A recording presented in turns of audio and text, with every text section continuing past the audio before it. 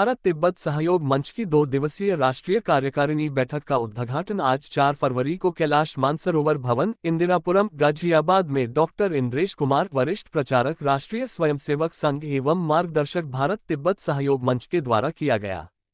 बैठक की अध्यक्षता मंच के राष्ट्रीय कार्यकारी अध्यक्ष सरदार हरजीत सिंह ग्रेवाल ने की एवं बैठक का संपूर्ण संचालन मंच के राष्ट्रीय महामंत्री पंकज गोयल कर रहे हैं। इस बैठक में पूरे भारत से अलग अलग प्रांतों से लोगों ने हिस्सा लिया, साथ ही तिब्बत से भी बहुत से लोगों ने इस बैठक में अपनी उपस्थिति दर्ज कराई। वहीं सभी प्रांतों से आए हुए सदस्यों का भी स्वागत किया गया।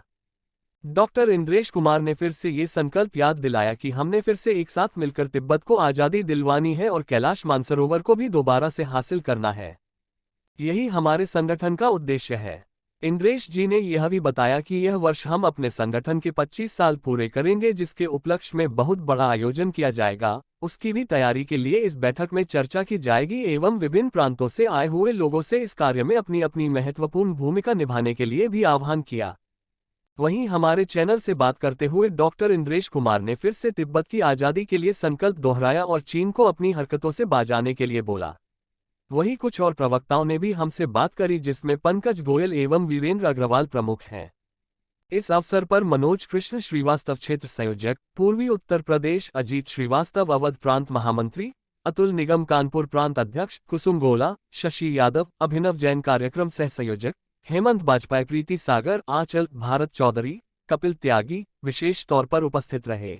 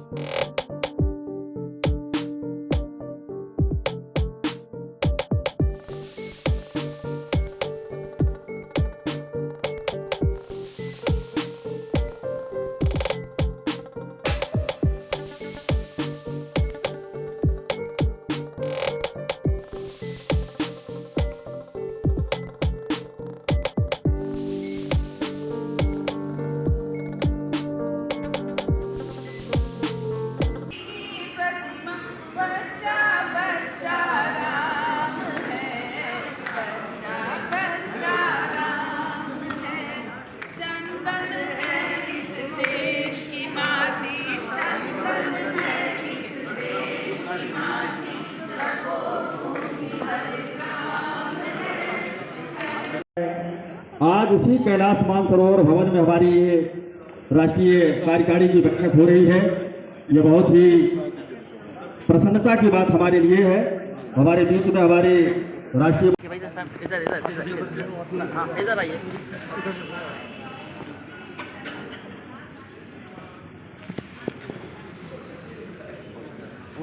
बहुत ही सुंदर दृश्य आप लोगों के सामने, जिस कैलाश मानसरोवर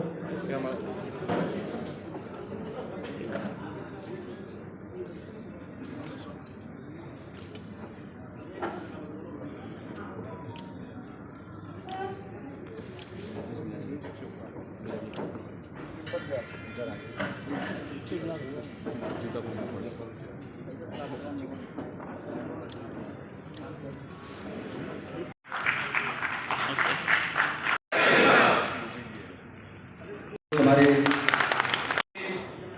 हम सभी के मार्गदर्शक, प्रेरणा स्रोत ऐसे राष्ट्रीय स्वयंसेवक संघ के वरिष्ठ प्रचारक माननीय इंद्रेश कुमार जी, मंच की शोभा बढ़ा रहे आदरणीय स्वामी जी महामंडलेश्वर, ऐसे ही आचार्य यशी पुंचोक जी निर्वाचित तिब्बत सरकार में पूर्व में डिप्टी स्पीकर रहे हैं और भारत तिब्बत सहयोग मंच में प्रारंभ से ही आप जुड़े रहे। आचार्य भारत तिब्बत सहयोग मंच के कार्यकारी अध्यक्ष, पूर्व में भाजपा के उपाध्यक्ष रहे राष्ट्रीय स्तर पे, खादी इंडस्ट्री बोर्ड के चेयरमैन रहे, ऐसे आदरणीय हरजीत सिंह ग्रेवाल जी,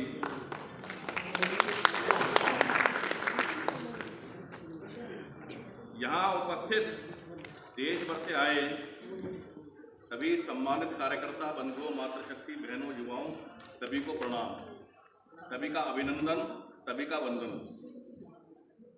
गलती से 2 नाम स्वागत के लिए छूट गए हैं, लेकिन अगली बीच में कर लेंगे। और भी ऐसे धीरे धीरे कई नाम ध्यान में आएंगे, क्योंकि ये स्वागत की जो कड़ी है ये बहुत लंबी हो जाती है। हम सभी कार्यकर्ता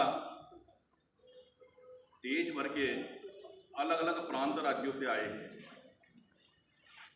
और अपना ये अमूल्य समय दे करके अपने बहुत सारे ऐसे भी काम होंगे जो जरूरी काम होंगे, उनको छोड़ करके आए होंगे।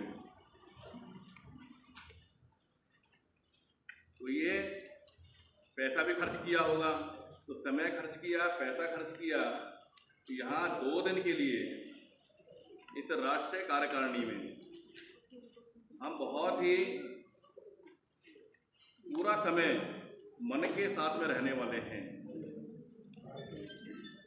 एक एक विषय पर चिंतन करने वाले हैं। यह 2 दिन हम सभी कार्यकर्ताओं के लिए बहुत महत्वपूर्ण है।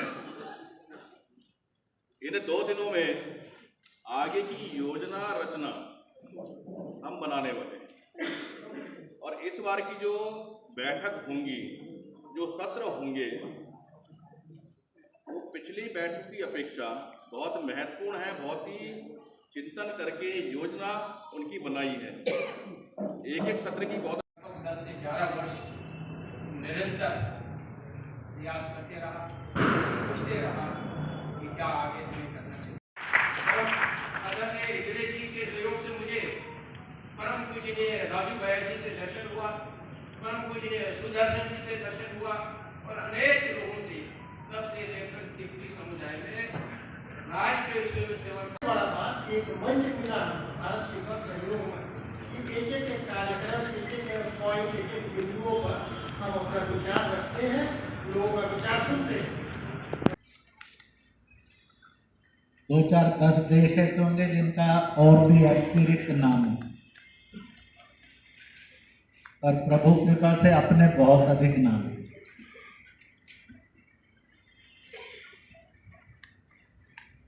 हमारे सारे नाम या भूगोल केंद्रित हैं या गुण कर्म केंद्रित, जाति या धर्म से केंद्रित कोई नहीं।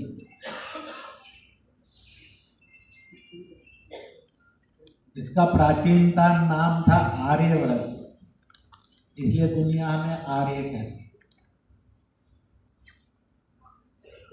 इसका नाम और आर्यव्रत से आर्य ये था, आर्य यानी जो अपने चरित्र में, गुणों में, आचरण में अच्छे लोग हैं, श्रेष्ठ लोग हैं या नहीं है अलग बात, पर नाम तो इसी कारण पड़ा था उस समय में, क्योंकि उस समय में ऐसे मेजॉरिटी थे। खराब लोग नहीं थे ऐसा नहीं है, उस समय में भी। फिर अपने देश का नाम दुनिया के अंदर भारत के नाम से भी प्रचलित था, इसलिए हम भारतीय कहलाते हैं। भा का अर्थ होता है ज्ञान, विज्ञान और चरित्र। रत का अर्थ होता है उसकी साधना। तो जो ज्ञान, विज्ञान और चरित्र से सर्वोत्तम है और उसी मार्ग से जन कल्याण करते और करवाते हैं, ऐसे भूभाग के लोग भारतीय कहलाते।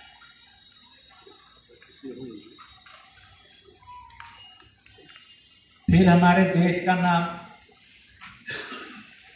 हिमालय का ही और इंदु सरोवर, जिसको हिंद महासागर कहते हैं, इसका ना, दा और उ लेकर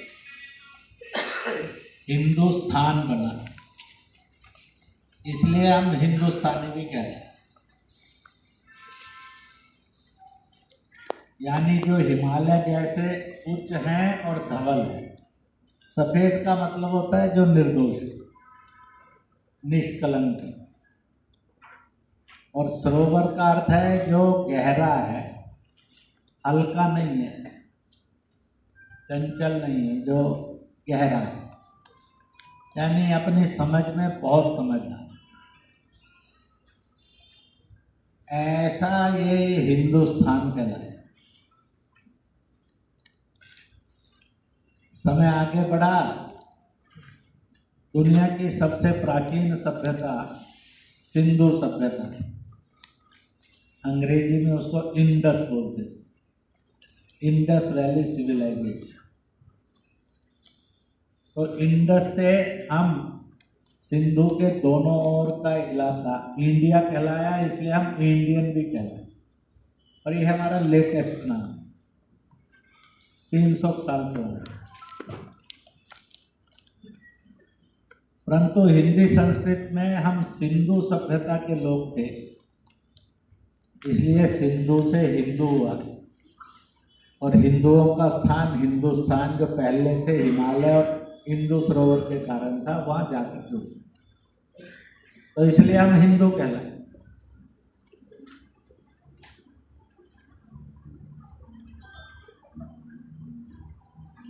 हमारा नाम हजारों वर्ष पूर्व हिंद भी प्रचलित हुआ, और जब हिंद प्रचलित हुआ तो जैसे हिंद से हिंदू था तो वह हिंदू भी कहलाए। इसलिए आर्यव्रत से आर्य, भारतवर्ष से भारतीय, बाकी सब चीन की सीमा, बाकी सब चीन की सीमा, बाकी सब। अब इस एक लाइन के अंदर सारी फिल्म पूरी हो जाती। अब चाहो तो 3 घंटे की फिल्म बना लो, और चाहे तो 300 पृष्ठ की पुस्तक लिखो। देख भाई, तेरी सरहद तेरी 4 दीवारी, और एक अपने कौन से कार्य बहुत ज़्यादा करोगे तो गड़बड़ा जाए। कोई ना कोई एक पर्यावरण केंद्रित कार्यक्रम करना, तो सेम ही वो पेड़ लगाने का हो सकता है, जल बचाने का हो सकता है, प्लास्टिक से दूरी का हो सकता है, सफाई का हो सकता है, या कोई हिमालयन वाटिका बनाने का हो सकता है। तो एक कार्यक्रम पर्यावरण से जुड़ा, एक कार्यक्रम देश भर के अंदर छोटी छोटी इकाइयों में सुरक्षा से जुड़ा।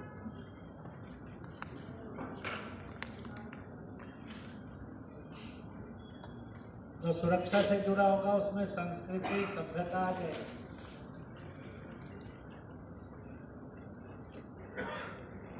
एक कार्यक्रम सीधा जो मिशन से जुड़ा हुआ, जिसके लिए नारा लगाते हैं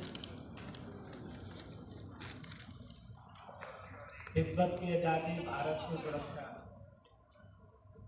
जय तिब्बत, जय भारत, जय भारत, जय तिब्बत।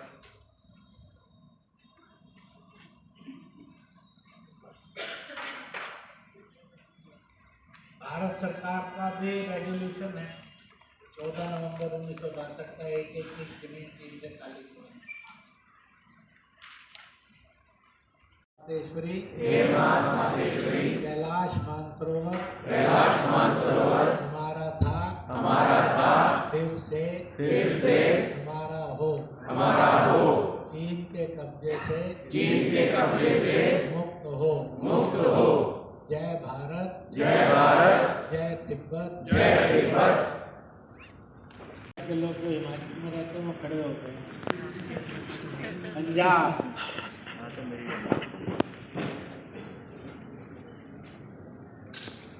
हरियाणा, कोई नहीं, जब आएंगे गिन ले। Haryana,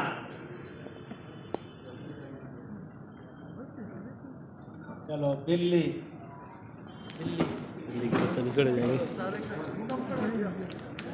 Karnataka, more than 5 times.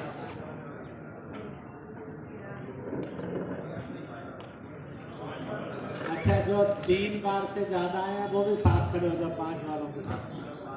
जिनको 3 बार से ज्यादा हो,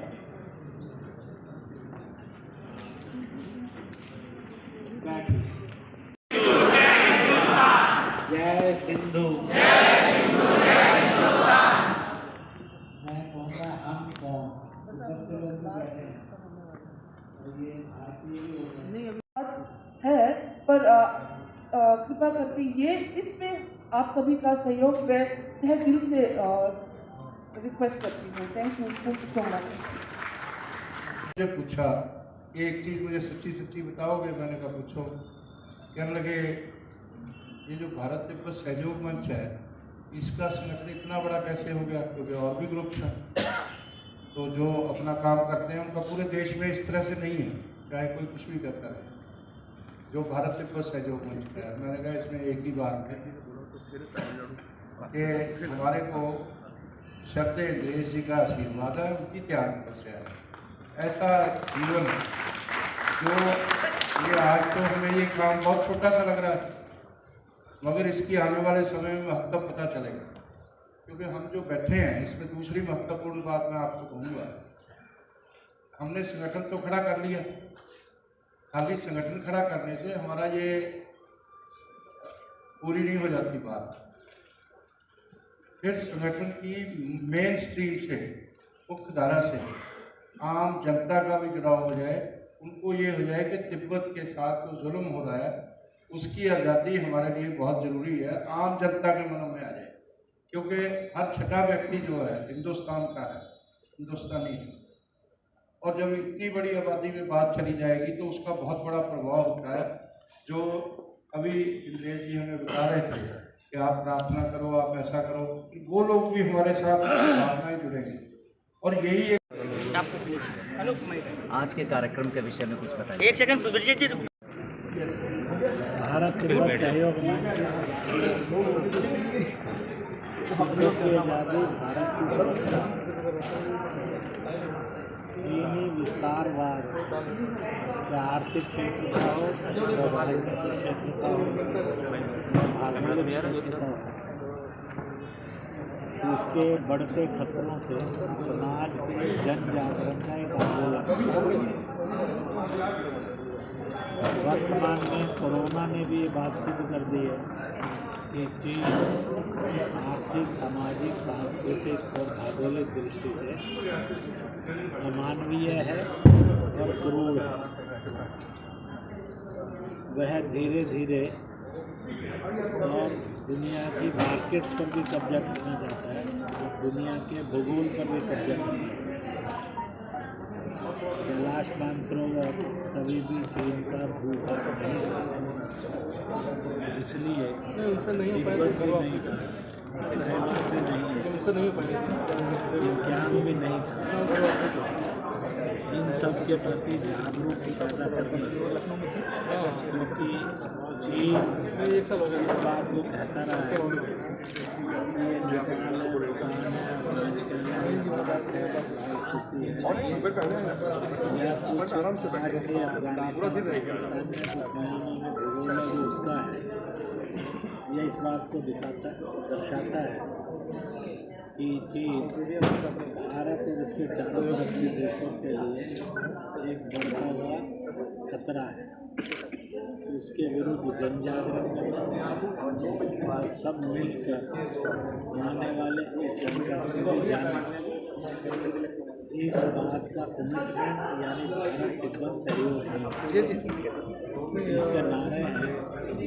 चीन की सीमा, चीनी दीवार, बाकी सब अवैध कब्जा है। तिब्बत की आज़ादी, भारत की सुरक्षा, ये गारंटी है। इसी के साथ साथ चीन कहीं ना कहीं तिब्बत की नस्ल को ही समाप्त करके उसको चीनी नस्ल में बदलने के लिए और क्रूरतापूर्ण प्रयोग भी कर रहा है, जो सारी मानवता के लिए खतरा है। हिमालय यह विश्व का पानी का, औषधियों का, वनस्पति का, एटॉमिक रॉ मटेरियल का, अध्यात्म का सबसे बड़ा मॉल है, सबसे बड़ा स्थान है। और हिमालय सुरक्षित रहेगा और चीनी क्रूरता से बचा रहेगा तो मानवता का भी रक्षण होगा और कल्याण होगा, विकास होगा। इसी उद्देश्य से भारत तिब्बत सहयोग मंच 24 वर्ष पूर्ण करके 25वें वर्ष में प्रवेश करेगा और इस 25वें वर्ष में एक विशाल और व्यापक जन जागरण पूरे भारत में किया जाएगा। पर्यावरण संबंधी, संस्कृति संबंधी, सुरक्षा संबंधी, आने वाले खतरों से संबंधित यह व्यापक जन जागरण के लिए साहित्य भी निर्माण करेगा। जल से जुलूस, धरने, प्रदर्शन और सभाएं, गोष्ठियाँ भी की जाएगी। लेकिन क्या लगता है चीन अपनी हरकतों से बाज आएगा? ऐसा है कि चीन इस समय बहुत बुरी तरह से फंस चुका है। आज जिस कोरोना से उसने पूरी मानव जाति के 80 लाख लोग मरवाए, आज जो है करोड़ों करोड़ में संक्रमित लाखों लाख काल के मुंह में जा चुकी है। आर्थिक दृष्टि से उसका जो वस्तु है वह बहुत ही घटिया सिद्ध होती जा रही है। दिल्ली दुनिया के देश आर्थिक प्रतिबंध लगा रहे हैं, भारत ने भी लगाए। उसकी जो सैनिक शक्ति है वो चाहे गलवान में हो, चाहे फिर वो अरुणाचल में हो, चाहे वो सर्जिकल स्ट्राइक पाकिस्तान में हो, भारत ने ये बता दिया है कि वह चीन को झुका सकता है, चीन के सामने झुकेगा नहीं। इसलिए आज चीन को आर्थिक दृष्टि से, सैनिक दृष्टि से, सांस्कृतिक दृष्टि से भी भारत चुनौती दे रहा है और विश्व भी यह समझ गया है चीन एक साम्राज्यवादी और हिंसा वाला चेहरा है, ना कि मानवता का आर्थिक विकास का चेहरा है। मुझे ये लगता है यह जन जागरण एक दिन भारत, एशिया और विश्व को चीनी अत्याचार से रक्षण करेगा। ड्रैगन की संज्ञा दी जाती है चाइना को और विस्तारीकरण की राजनीति हमेशा से रही है, उससे चाइन लगता नहीं कि चीन कभी बाज आ पाए। ऐसा है कि वो बाज आए या ना आए, समय ने बता दिया है कि आज उसकी कमर टूट रही है। चीन ऐसा देश बन गया है जिसका कोई भी एक मित्र नहीं है। चीन एक ऐसा देश बन गया है जिससे सभी भयाक्रांत है। चीन एक ऐसा देश बन गया है जिसके विरुद्ध सारा जगत एकजुट हो रहा है। चीन ऐसा देश बन गया है जो आर्थिक रूप से मंदी के दौर में है। चीन एक ऐसा देश बन गया है जिसके अंदरूनी अत्याचार के कारण उसमें जगह जगह पर विद्रोहों में जन्म ले रहा है। चीन एक ऐसा देश है जो आने वाले कल में और टूटेगा भी और बिखरेगा। तो उस पर लगाम लगा सकता है विश्व का कोई? ऐसा है कि उस पर लगाम लगती जा रही है और लगाम लगती जाएगी। में शीघ्र सफल हो, हमारे चैनल की शुभकामनाएं। हमसे बात करने के लिए बहुत बहुत धन्यवाद। मेरा भी आप सबको बहुत बहुत बधाई हो। आप सबके मीडिया, चाहे वो प्रिंट हो, चाहे इलेक्ट्रॉनिक हो, चाहे डिजिटल हो, चाहे अन्य कोई हो, वह सफल हो और समाज जागरण में वह अपनी सक्रिय और प्रभावी भूमिका निभाता रहे। कार्यक्रम हो रहा है, इसके बारे में बताइए, क्या उद्देश्य है इसका और किस प्रयोजन से चल रहा है कार्यक्रम? ऐसा है, भारत तिब्बत सहयोग मंच की ये 2 दिवसीय राष्ट्रीय कार्यकारिणी बैठक है जी, जो आज प्रातः ये 4 फरवरी को शुरू हुई है और 5 फरवरी यानी कल सायंकाल तक ये बैठक चलेगी। इस बैठक में देश भर से 300 से अधिक कार्यकर्ताओं ने हिस्सा लिया है और पूरे वर्ष भर में जो भी हमने काम किया है उसका एक व्रत निवेदन सबके सामने रखा जाएगा और आने वाले 1 वर्ष की पूरी कार्य की योजना बना करके हम आगे बढ़ेंगे। आने वाले समय में 5 मई को भारत तिब्बत सहयोग मंच का रजत जयंती वर्ष का उद्घाटन कार्यक्रम जो कि हिमाचल प्रदेश के धर्मशाला में होना है, उस कार्यक्रम को लेकर के और पूरे वर्ष भर में जो भी रजत जयंती वर्ष से संबंधित कार्यक्रम होंगे उसकी पूरी योजना रचना इस बैठक के अंदर तय होगी। अपने कार्य का विस्तार किस प्रकार हो वो सारा इन 2 दिनों में चिंतन मनन करके हम तब तय करने वाले हैं। चलिए हमारे चैनल की तरफ से बहुत शुभकामनाएं। जिस उद्देश्य को लेकर आप लोग चले हैं इंद्रेश जी की अगुवाई में, उसमें हमें सफलता मिले और हमारे देश को जो है जो सीमाएं हैं वो तिब्बत की सीमा कहलाए, ना कि चाइना की सीमा कहलाए। बिल्कुल, हमारा यही लक्ष्य है और हम इसी विषय को लेकर आगे बढ़ रहे हैं और हमारा संकल्प भी है तिब्बत की आज़ादी, कैलाश मानसरोवर की मुक्ति, भारत की सुरक्षा और पर्यावरण की रक्षा। बहुत बहुत धन्यवाद सर। वीरेंद्र जी, आज यहाँ पर जो कार्यक्रम हो रहा है उस कार्यक्रम के विषय में कुछ बताइए। आज भारत तिब्बत सहयोग मंच की राष्ट्रीय कार्यकारिणी है। जो भारत तिब्बत सहयोग मंच माननीय इंद्रेश जी ने 1999 5 मई 1999 को बनाया था, उसकी आज ये राष्ट्रीय कार्यकारिणी है। यहाँ सभी 45 प्रांतों के कार्यकर्ता आए हुए हैं, राष्ट्रीय पदाधिकारी, राष्ट्रीय कार्यकारिणी के सदस्य और युवा महिला विभाग के भी सभी राष्ट्रीय पदाधिकारी और उसके कार्यकारिणी के सदस्य आए हैं। और इसका उद्देश्य यही है कि जो चाइना ने जो तिब्बत पर कब्जा किया हुआ है उसकी आज़ादी को लेकर के ये मंच बनाया गया है और राष्ट्रीय स्वयंसेवक संघ माननीय इंद्रेश जी के द्वारा बनाया गया है। इसके अंदर सभी लोग चिंता करते हैं आने वाले टाइम में हमने क्या काम किया और आने उसमें क्या और क्या करना है इसमें तेज़ी लाने के लिए। तो इसका एक तो मुख्य उद्देश्य यही है और भारत की सुरक्षा, तिब्बत की आज़ादी और कैलाश मानसरोवर की मुक्ति के हमारी इन 3 बिंदु पे भारत तिब्बत सहयोग मंच काम कर रहा है। और लगातार आप देख भी रहे होंगे, आपने देखा भी होगा, माननीय इंद्रेश जी ने भी बोला है, हरजीत सिंह ग्रेवाल जी ने भी बोला है और माननीय पंकज जी ने भी इसके बारे में बताया और अपने कई वक्ताओं ने यहाँ पर बताया है कि जो तिब्बत है उसकी जो हमारे जो तिब्बत पे जो चाइना ने कब्जा किया हुआ है, अगर तिब्बत आज़ाद होता है तो जो हमारा जो बॉर्डर पे जो काफ़ी हज़ारों करोड़ों रुपए में जो खर्चा हो रहा है वो एक तो बचेगा, क्योंकि जो चाइना की जो सोच है ना वो विस्तारवादी सोच है और वो हमेशा उसका सोच हमेशा विस्तारवादी रही है। जिस तरह से उसने तिब्बत पे कब्जा किया है तो इस तरह से वो अपने को आगे बढ़ाने का काम कर रहा है वो। तो वो हम चाहते हैं कि वो तिब्बत आज़ाद हो और जो हमारी जो सीमा है वो तिब्बत के साथ हो। जो अभी चाइना के साथ है वो तिब्बत के साथ होगी तो हमारा सुरक्षा भी होगी, क्योंकि ये मित्र देश है, जैसे हमारा नेपाल है, भूटान है, इस तरह से तिब्बत भी होगा तो हमारा जो पैसा है वो बचेगा और उस पैसे से हम और अन्य संसाधनों के अंदर इंफ्रास्ट्रक्चर को डेवलप करने के अंदर लगा सकते हैं। बहुत बहुत धन्यवाद।